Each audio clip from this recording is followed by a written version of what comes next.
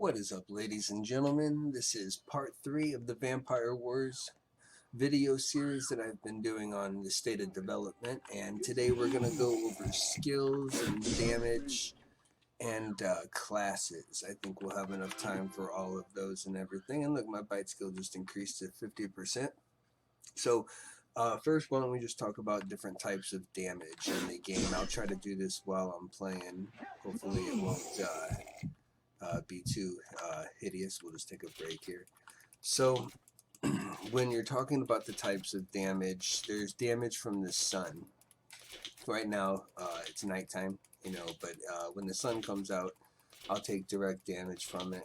And that's going to be based upon my health and based upon my armor, how much damage I take.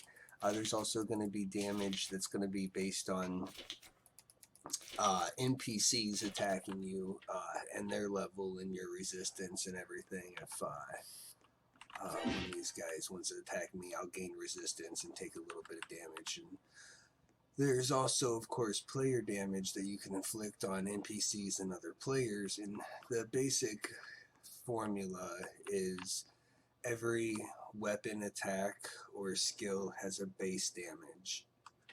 And then that damage is added to it your statistic or stat that uses that skill. So, for example, this scratch, it's going to use my strength skill.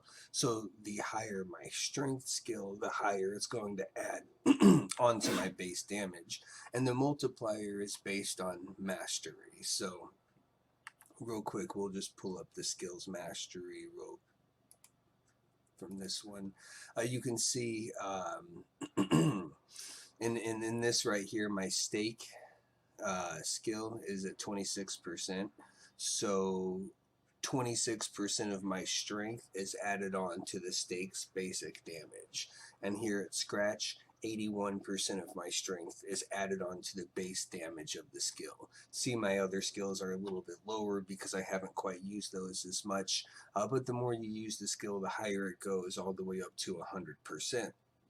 Now, there is a way to use moonstones. I'll probably go into more detail about that in a later video, but the moonstones will boost it up to be able to go up to a 200% multiplier, but that's more of in-game stuff, and it takes quite a bit to grind that out unless you're really leveling at the highest levels in the highest areas and doing a lot of PvP. So that's your skill percentage. You also have different classes in the game, and your class basically is determined by which weapon you're using.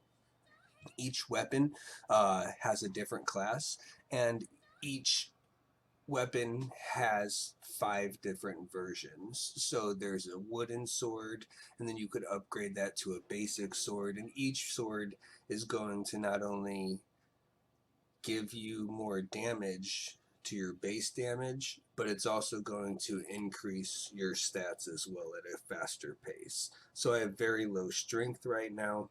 If that strength was higher, say in the thousands, and I had a high multiplier to go with it, like I do have 100% mastery on my sword class, then I'm going to be doing quite a big boost to my damage that way. Let's see, other than those masteries there's a few other things I wanted to go over when it came to the actual classes. Is there's only 3 starting classes currently. Those starting classes are going to be the warrior, the rogue, and the mage, and they use the swords, the daggers, or the staffs. And so depending on which weapon playstyle you like best, is going to train your strength, your dexterity, or your intelligence. Once you get to a certain point in training your base stats, you'll be able to go into subclasses or advanced classes. And here you'll be able to use stronger weapons that do more base damage, and some of them are pure intellect, like the mage is and the shaman is, but some are blended or hybrid classes, and they can actually use 2 stat groups, say your strength and your intelligence, or your dexterity and your strength. So I'll show you an example of that real quick. One quick note on stances. Right now, I'm just switching through my stances real quick. If I bring up this, let's see here, we'll get a spiked sword out. Okay, so right now I only have an IQ skill unlocked. As I progress through and gain more strength, I'll unlock skills for R, C, Z, T, G, V, and B as well. And then of course I'll always have these skills, which is Bite, which is dexterity based, Feed, which drains their life force, Stake, which is X, and then Shift, which is just hold down to run. So those skills are at the very bottom, if you can see here in the bottom right of the screen. And you can close this if it's in your way, it's just a good reminder. But whenever I pull out a different weapon, if I switch to the Mind stance, I'm going to have a completely different set of 8 skills for Q, R, C, Z, T, G, V, and B. For this one, for instance, it would be a Firewall.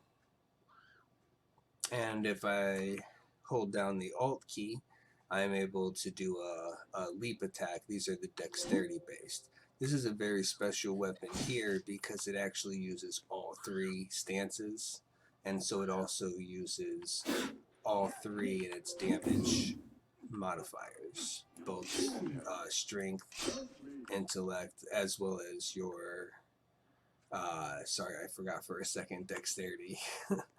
Anyway, I think that's about it. I just wanted to talk about the classes real quick, the skills, the damage formula, and kind of how it's figured and how it scales. If you have any questions, let me know in the Discord. Remember, you can always leave feedback here, which goes directly to my Discord. Hi, Discord. And I will get that if you have any notes, any feedback, any bugs, or any suggestions. And look, I just unlocked a skill, which is a kick skill. That's pretty useful. It's a really low percentage right now, which is why the damage is low, but it will go up.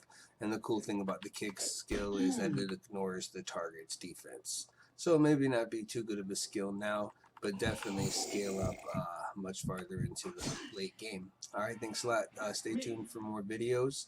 I'll have links in the description if you want to follow me or get a link to the game. Thanks a lot. We got a free beta weekend coming up, probably within the next 5 days. I'll see you then, hopefully.